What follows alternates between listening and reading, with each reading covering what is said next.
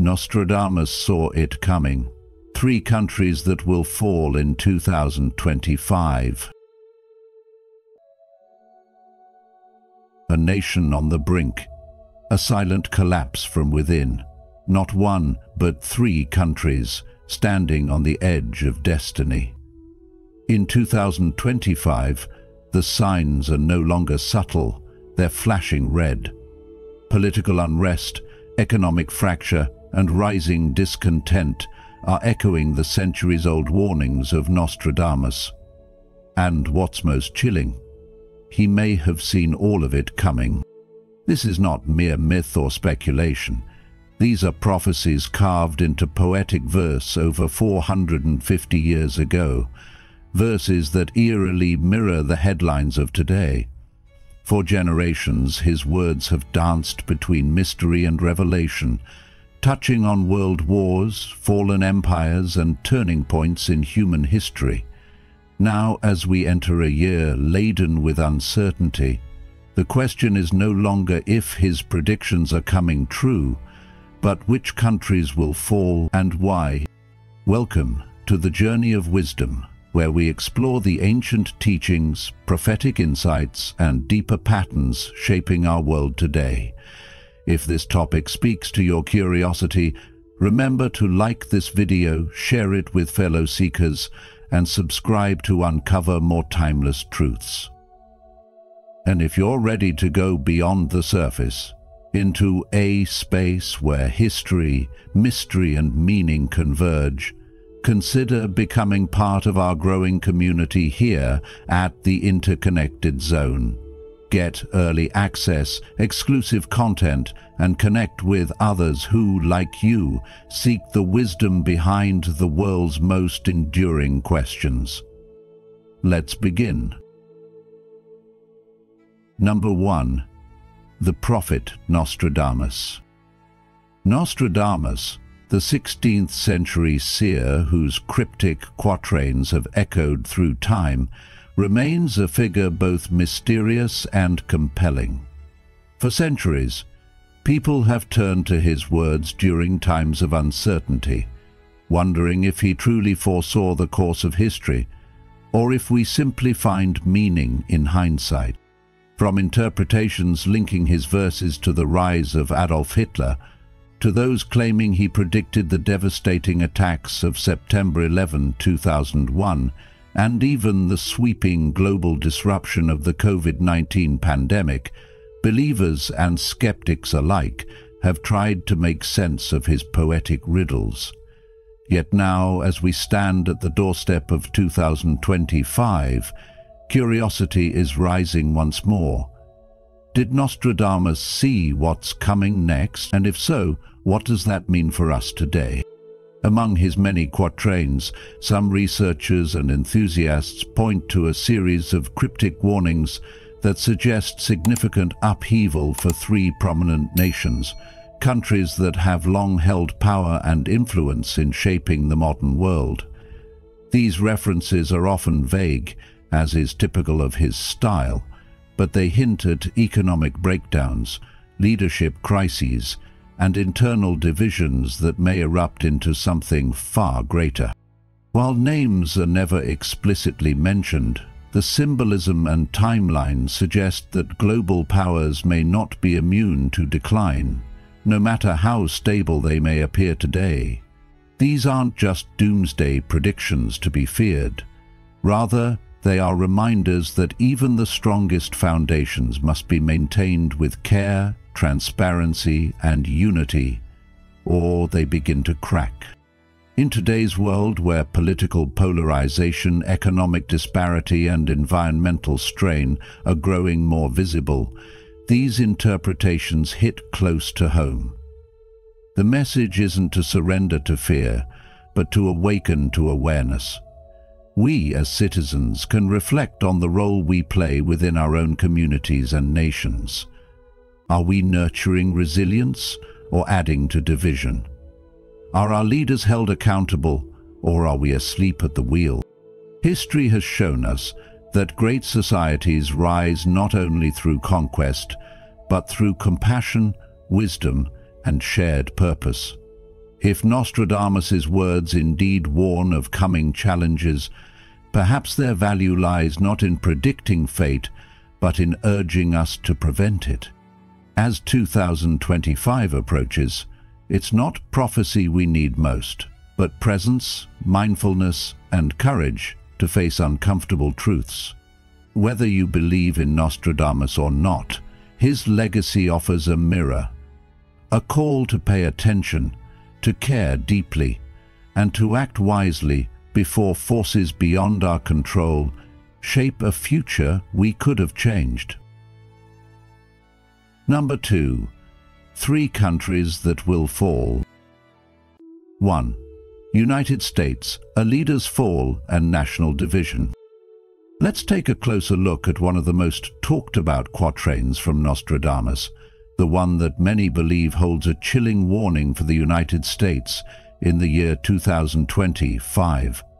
In Century 8, Quatrain 26, he wrote, "The great man will be struck down in the day by a thunderbolt, an evil deed foretold by the bearer of a petition."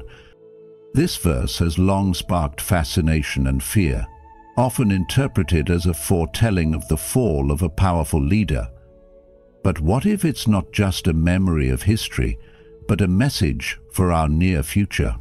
If you've been paying attention to the political climate in the United States recently, you know that tensions are high, perhaps higher than they've been in decades. Protest movements continue to grow, political divisions have deepened, and mistrust between leaders and the public feels almost unbridgeable. You may be wondering, what exactly does the great man struck by a thunderbolt mean in today's world? Could it represent a literal tragedy? Or is it a metaphor for a political shock? Something that disrupts the very structure of leadership and governance? And when Nostradamus refers to an evil deed foretold by the bearer of a petition, could that symbolize someone from within the system? A person with influence or power who sets this event in motion under the guise of justice or reform? These are the kinds of open-ended questions that don't just encourage speculation, they encourage awareness. Because the real value in these ancient prophecies isn't in trying to predict the future like a fortune teller, but in how we reflect on what's happening now. What happens when a nation becomes so divided that it begins to turn on itself? In recent years, we've seen how fragile unity can be. Political rallies sometimes look more like battlegrounds. Families and friends avoid hard conversations out of fear of confrontation. The phrase, "a house divided cannot stand," is no longer just a figure of speech. It feels like a warning. Could this division lead to something even more serious, like a national crisis or a breakdown in the federal system? Some experts have quietly suggested the possibility of states demanding greater independence, or even secession if trust in national leadership continues to erode. Have you noticed how different parts of the country already seem like separate worlds when it comes to values, laws, and priorities? If a major crisis hits in 2025, a political collapse, a leadership vacuum, or a violent event, it could act as the thunderbolt that pushes an already divided society into deeper chaos. But instead of responding with fear, this moment invites us to look inward and outward. What role do we each play in healing or widening the divide? Are we choosing understanding, or are we feeding conflict? As the Buddha wisely said, hatred does not cease by hatred, but only by love. This is the eternal rule. The real lesson here is not whether Nostradamus predicted a leader's fall, but whether we are paying attention to the warning signs in our own society. Are we ready to protect what unites us, or will we wait until the storm breaks to realize what we've lost? The power of prophecy lies not in prediction, but in preparation. The message for each of us is clear. We are not powerless. Through mindfulness, compassion, civic engagement, and honest dialogue, we can shift the future away from collapse and toward renewal. What will you do with that choice? 2. China. Collapse, famine, and internal struggle. Let's talk about China. Not just the powerhouse you see in the news or the economic giant that has dominated global trade for decades, but the nation that some believe Nostradamus foresaw as heading toward a turbulent downfall in the near future. In Century 8, Quatrain 17, he warned, "Those at ease will suddenly be cast down. The world put into trouble by three brothers. Their enemies will seize the marine city. Hunger, fire, blood, plague, all evils doubled." That's a chilling image, isn't it? For centuries, scholars have debated who those at ease might be, but when you look at modern-day China with its political elite, tightly controlled media, and rising social pressures, it's hard not to draw connections. Could this be a warning that those currently in power might fall quickly and without warning? Might this be due to public unrest, economic collapse, or even internal conflict within the ruling structure? Think about it. How stable does something look when pressure keeps building and cracks are sealed with silence? Then there's the cryptic mention of three brothers. This phrase has stirred countless interpretations, and honestly, it sparks more questions than answers. Some suggest it symbolizes three major global forces: China, the US, and Russia, locked in a delicate and dangerous power triangle. Others see it as three competing factions within China itself, battling behind closed doors for influence and control. Do you think a nation can stand united when different ideologies and ambitions are pulling in opposite directions from within? History shows us that internal division is often more destructive than foreign threats. And when the struggle is hidden behind a curtain of censorship, how can the people respond before it's too late? Now, what truly strikes a nerve is the final and darkest part of the quatrain. Hunger, fire, blood, plague, all evils doubled. This isn't just dramatic imagery. It paints a picture of societal collapse, of chaos spreading from within. China's already grappling with an aging population, rural poverty, strained food supply chains, and a housing market teetering on the edge. Add to that the possibility of conflict in Taiwan or the South China Sea, and the idea of fire and blood no longer feels like distant fantasy. Could a miscalculation or an act of desperation from within spark a chain reaction with consequences felt far beyond China's borders? And if that marine city Nostradamus mentioned refers to Hong Kong or Taiwan, are we looking at a future where these flashpoints erupt into full-scale confrontation? The thing is, when a nation like China stumbles, the world doesn't just watch, it shakes with it. Our economies are intertwined. Our digital networks, supply chains, and even climate goals rely on China's stability. So if internal collapse begins, if leadership falls or factions fight, if famine or disease spreads, what does that mean for us? For your job, your community, your sense of security? This prophecy might not be a fixed future, but perhaps a cautionary tale, one urging us to pay attention, to question what we're told, and to prepare not out of fear, but out of awareness. So I ask you, not just as a listener, but as someone sharing this world with over 1 billion others, if Nostradamus was right, what role will you play when the ripple finally reaches our shore? If you've made it this far, you're already ahead.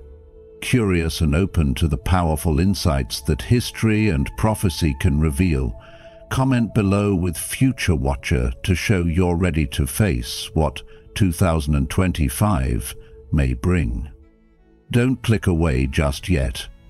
There's more to uncover about the countries at risk and the deeper meanings behind Nostradamus's chilling predictions. Stay with us until the end to gain the full picture of what could lie ahead. 3. France. Revolution and political chaos. Let's take a closer look at what Nostradamus may have seen coming for France, a nation he knew intimately and one he often referenced in his cryptic quatrains.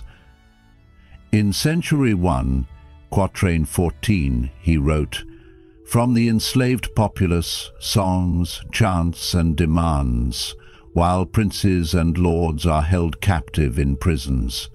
These will in the future be headless idiots, received as divine prayers." On the surface, this may sound like a distant echo from a bygone era, but when we reflect on the state of France today, the parallels become strikingly hard to dismiss. In recent years, France has seen waves of mass protests, from the Yellow Vests to widespread strikes against pension reforms and rising inflation. People have taken to the streets chanting, demanding, standing shoulder to shoulder in defiance of what they perceive as a government increasingly out of touch with the people it serves. Doesn't that description, songs, chants and demands, sound eerily familiar in the context of today's unrest? When citizens feel unheard, history has shown us again and again that unrest becomes a language of its own, and in France, that language is deeply embedded in the national spirit. But Nostradamus didn't stop there. He spoke of princes and lords held captive in prisons, an image that raises deeply unsettling questions. Could this be symbolic of the political elite being brought down by scandal or force? Or could it point toward something even more radical? A literal upheaval that sees those in power being forcibly removed, tried, or imprisoned. We have to ask ourselves, is France, with its strong tradition of protest and political tension, edging closer to a breaking point? The history remembers 1789, the storming of the Bastille, the cries for liberty, equality, and fraternity, and the fall of the monarchy.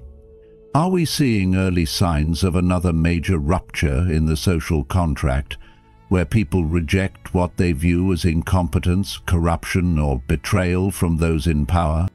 Nostradamus's haunting reference to headless idiots might very well evoke images of leaders losing their authority, respect, or even control in the face of a population pushed too far. Whether taken literally or metaphorically, the implication is clear. A shift in leadership, and possibly a descent into chaos, before a new order arises. France has always danced on the edge of transformation. Its people are proud, politically active, and unafraid to voice dissent. As 2025 draws closer, many are asking whether another revolutionary spark is about to ignite. Will the frustrations of the people lead to a collapse of the current political order? Will we witness yet another chapter in France's history of defiance and reinvention? And most importantly, what lessons can we take from this, no matter where we live? The unrest in France isn't just a local issue. It reflects a global pattern. Economic stress, distrust in leadership, and social division are bubbling across many nations, and if France is indeed on the brink of change, it could inspire or warn others. So ask yourself, are you paying attention to the signs of the times, or are you waiting for history to repeat itself before acting? Nostradamus's words might not be about destiny, but about opportunity, an invitation to open our eyes, to listen, and to take part in shaping the future before it's shaped for us. Number 3. Larger message. A time to awaken. Nostradamus's quatrains have long captivated those searching for meaning beyond the veil of time, not because they are direct or definitive, but precisely because they are veiled, poetic riddles that whisper possibilities rather than shout certainties. Yet as we observe today's world, where tensions escalate and economic foundations tremble, his centuries-old verses seem to echo through modern corridors of power. The United States, China, and France, nations that have shaped the global order in the past century, are now facing internal and external trials that resonate with the cautionary tone of Nostradamus's writings. These challenges are not just geopolitical or financial, they are deeply human. Division, disconnection, and the erosion of shared values form the undercurrent of the crises we face, reminding us of the Buddha's teaching. All conditioned things are impermanent. When one sees this with wisdom, one turns away from suffering. This perspective offers a grounding truth. While prophecies may warn, it is our mindfulness in the present that holds the power to change the course of tomorrow. The allure of prophecy lies in its mystery, and Nostradamus's legacy is no exception. For hundreds of years, people have debated his words, some finding astonishing foresight, others dismissing them as poetic coincidence. But perhaps the truth lies not in whether he predicted specific events, but in how his words stir us to reflect on our present. When we hear of fractured democracies, deepening rivalries, and the unsettling instability in global systems, it's difficult not to feel that we are standing at a crossroads. Yet, even at the crossroads, choice remains.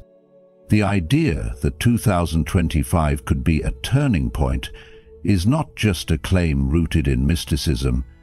It's a recognition that many of the systems we've depended on are under strain. The old is crumbling and the new is not yet born. This liminal space is fertile ground, both fragile and full of potential. Chaos is inherent in all compounded things, the Buddha once said. Strive on with diligence. This call to action urges us not to fear the shifting ground beneath our feet, but to meet it with clarity, courage, and compassion. In this moment, we might ask ourselves, not will these countries fall, but rather, what is falling within us and around us, and what is rising to take its place? Are we witnessing a prophecy, or simply the inevitable outcome of collective choices made without awareness? For history does not repeat itself without our help. Patterns persist because minds sleepwalk through cycles. But consciousness breaks cycles. Awareness brings transformation. In times of uncertainty, it's easy to seek predictions. But perhaps what we truly need are principles. Values that anchor us in the storm. Humility, empathy, and truth. These are not just spiritual ideals. They are the pillars of resilient societies. As global citizens between generations, we carry the responsibility to understand the interconnected nature of our world. Political polarization in the United States, shifting economic tides in China, civil unrest, and identity struggles in France, these are not isolated events. They are symptoms of deeper spiritual and societal imbalances.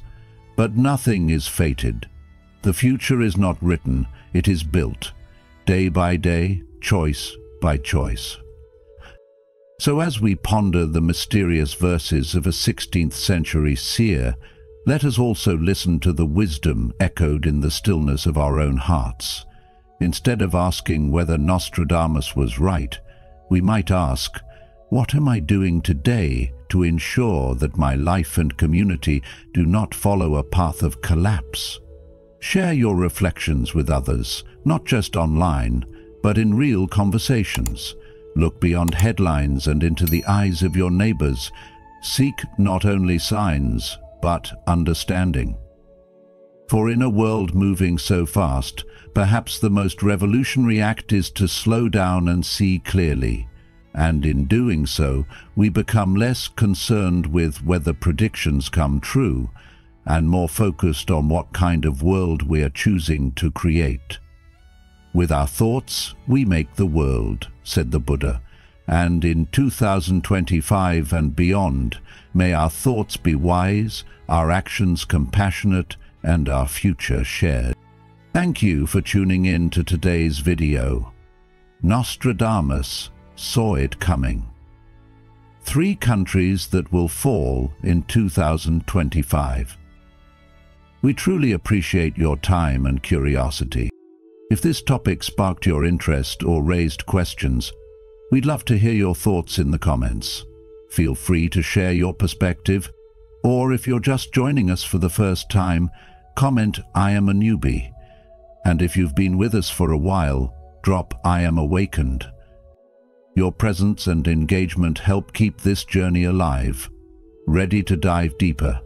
Let's continue together. Beyond prophecy, awakening, responsibility, and the power to shape the future. Before we dive deeper, let's pause and ask a question most people overlook when faced with prophecy. What if these warnings weren't meant to scare us, but to prepare us? In the shadow of Nostradamus's haunting verses, we often search for confirmation of collapse, but rarely do we look for the invitation to awaken. Because behind every fall lies a choice. Behind every ancient prediction lies a modern lesson. The truth is, the prophecies of nations falling, Shanti, whether it's the United States, China, or France, aren't just about governments or global powers. They are reflections of deeper forces within our cultures, our communities, and most importantly, within ourselves. And if we only see the world breaking without examining our role in it, we miss the point entirely. So now let's go beyond the headlines, beyond the fear, and explore what collapse might really mean, and how it could be the first step towards something far greater. Number 1. Understanding collapse. Not the end, but a reset. When we hear the word collapse, our minds instinctively rush toward panic. Images of governments falling, economies crashing, and societies unraveling. It's a word that triggers survival instincts, a sense of doom that something essential is being lost forever. But what if we've misunderstood its meaning?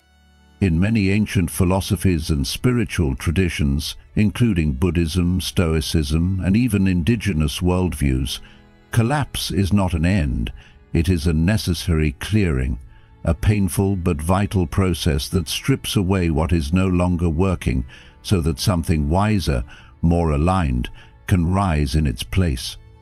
The Buddha taught that decay is inherent in all compounded things, not as a warning, but as a reminder that clinging to permanence is what truly causes suffering.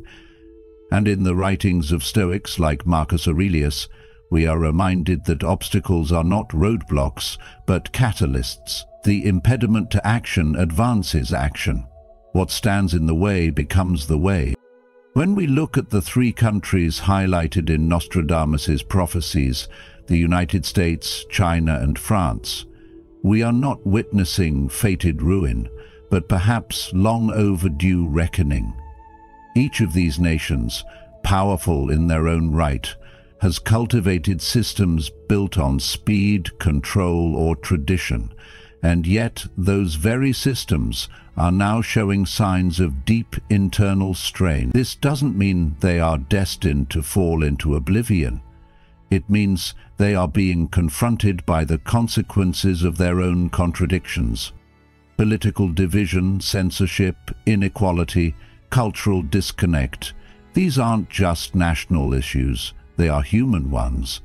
And while it's tempting to point fingers at governments or elites, real change always begins with awareness at the individual level.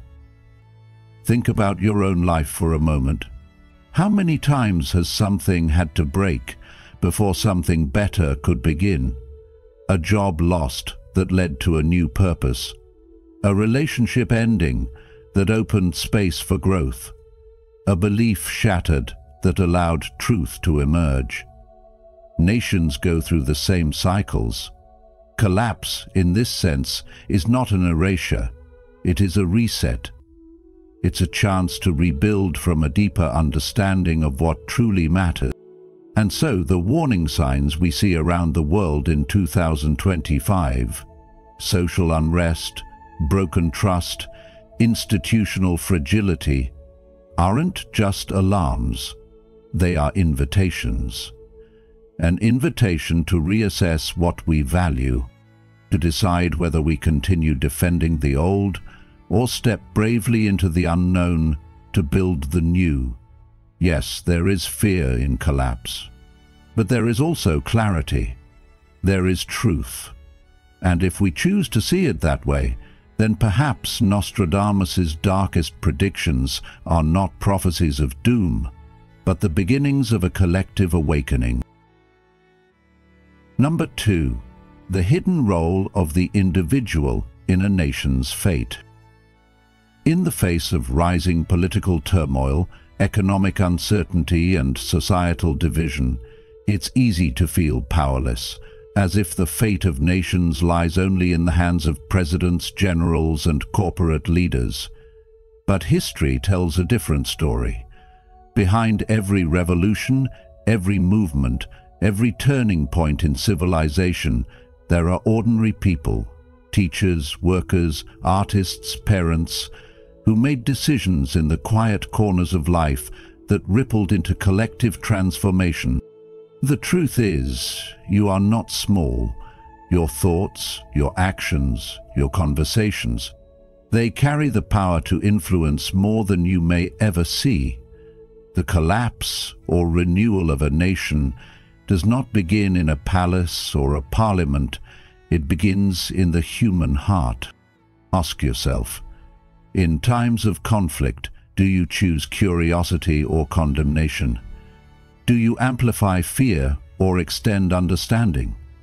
When you engage with others, are you really listening or just preparing your next argument? These aren't abstract philosophical questions. They are moral decisions that shape the emotional climate of our communities. And when enough people begin to act with courage, humility, and truthfulness, that climate begins to shift. It is often said that the people deserve the leaders they choose, but perhaps even more true is this: the world becomes what we tolerate, ignore, or nurture in our daily life. When the Buddha said, "You yourself must strive," the Buddhas only point the way. He offered a timeless truth: no prophet, saint, or visionary can rescue a civilization that refuses to awaken. Nostradamus may have foreseen the downfall of great powers, but what no prophecy can ever capture is the quiet, invisible rise of millions of individuals choosing to live with integrity. That is not written in the stars. That is written in your choices. If the United States is torn apart by division, then your ability to listen without hatred becomes an act of healing. If China faces internal collapse, then your commitment to truth, however uncomfortable, becomes a shield against deception. If France stands on the brink of revolution, then your courage to speak out, to connect, to build trust, becomes a spark of transformation. You are not a spectator. You are a participant in this moment of history. And if the world feels uncertain, then let your mindfulness be your compass. If the world feels fractured, let your compassion be the bridge that others walk across. You don't need a title to lead. You need awareness, because the fate of nations is not sealed by prophecy. It is shaped every single day by the unseen power of conscious individuals who dare to live as if their choices matter. And they do. Number 3. Signs are not curses, they are catalysts. For centuries, humanity has looked to prophecies not simply out of fear, but out of a desire for meaning, hoping that cryptic messages from the past might shine a light on the chaos of the present. But true prophecy, like the verses of Nostradamus or the teachings of the Buddha, was never intended to dictate the future. Its purpose has always been to wake us up, to stir the soul, to sharpen our awareness, and to invite us into a deeper relationship with the truth of our time. Prophecy is not a curse, it is a mirror. And in 2025, what we're seeing reflected back at us is not fate, but consequence. The rising cost of living, the widening gap between rich and poor, the erosion of trust in leadership, the anger spilling into the streets. All of these are signs, but not of doom. They are signals, urgent, flashing lights that something beneath the surface demands attention. They are not punishments handed down from the universe. They are feedback loops from our collective choices. Much like a fever that signals the body is fighting an infection, societal unrest is a symptom not of death, but of a system in desperate need of healing. When people grow disconnected from each other, when truth becomes distorted, and when fear becomes currency, the cracks begin to form. But here's the thing. Cracks are not just weaknesses. They are also entry points for light. And in those fractures lies a profound opportunity to ask questions that we've long avoided. What values have we compromised in pursuit of comfort? What suffering have we ignored because it didn't affect us directly? What illusions have we propped up, even as they began to collapse under their own weight? This is where prophecy transcends prediction and becomes personal, because it's not about whether Nostradamus got every detail right. It's about what you do with the signs you see. Will you react with fear or respond with clarity? Will you point fingers at external forces or turn inward and ask, what role have I played, even silently, in this unraveling? The Buddha taught that with our thoughts, we make the world. That truth makes each of us accountable not only for our actions, but for our awareness. When we ignore the signs, we allow decay to deepen. When we face them with open eyes, we become part of the healing. In that sense, 2025 is not a cursed year, it is a crossroads. A moment dense with potential energy. What looks like collapse may actually be the shedding of what no longer serves. What feels like chaos may be the compost from which something better can grow. But transformation doesn't come from fear alone. It comes from choosing to see signs not as ends, but as beginnings. It comes from the quiet courage to look deeper, speak truth, and step forward. Not because we are certain of the future, but because we refuse to remain asleep to the present. Number 4. Your role in this prophecy, the call to inner leadership. So now we arrive at the most important question of all. Not what Nostradamus predicted, not which country will fall next, but what will you do with what you've heard? Will you close the tab, move on to the next piece of content and treat this as a curiosity to be consumed? Or will you pause, even for a moment, and ask yourself, Was this message meant to reach me? Because behind every prophecy is not just a prediction, it's a decision waiting to be made, not by governments, not by institutions, by you. Prophecies, whether poetic or philosophical, are not rigid roadmaps. They're living invitations, subtle nudges, asking us to become aware, to rise above reaction, and to choose how we respond to the signs around us. And in a world so overwhelmed by noise, distraction, and division, your attention is your most powerful act of rebellion. Your presence, your values, and your courage to live with awareness are not just personal choices, they are leadership. Quiet, invisible, and often unrecognized, but deeply needed. You may not hold political office, you may not have global influence, but you have something just as important, the ability to lead from within. And that is where all meaningful change begins, in homes, in conversations, in the choices you make when no one is watching. As Buddhist teacher Thich Nhat Hanh once said, the way out is in. If we want to see a more compassionate, balanced, and resilient world, it has to start with how we show up inside ourselves. Because transformation is never top-down, it's inside out.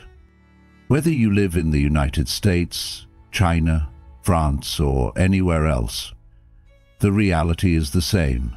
You are part of this interconnected web of humanity. The collapse of one system affects us all, and likewise, the awakening of one soul can ripple outward in ways no algorithm can track. So if a collapse is coming, let it be the collapse of our apathy, our egos, and our fear. Let it be the death of the belief that someone else will fix it. Because the rebirth the world needs most may not come from a new law or a new leader. It may begin with one person, one you, choosing to live with integrity, presence, and purpose. So ask yourself again, what is my role in this prophecy? Not as a spectator, not as a skeptic, but as a steward of the future. If you're still here, still listening, still reflecting, then perhaps you've already answered the call. And from this moment forward, every step you take in mindfulness, in empathy, and in truth, is a step away from collapse and toward a world renewed. And so, as we stand at the edge of a world in transition, we're reminded of a deeper truth. Prophecy is not destiny. It is a mirror, and in that mirror, we see both warning and possibility. The question is no longer just what will happen, but how will we respond?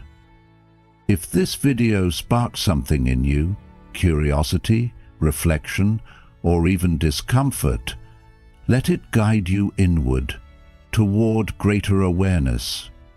Because the fate of nations may begin in palaces, but the future of humanity begins in each of us. Thank you for walking with us on the journey of wisdom. If you found this meaningful, please like, share, and subscribe to the channel. And don't forget to turn on notifications so you won't miss what's coming next. We're just getting started. Until next time, stay mindful, stay compassionate, and stay awake.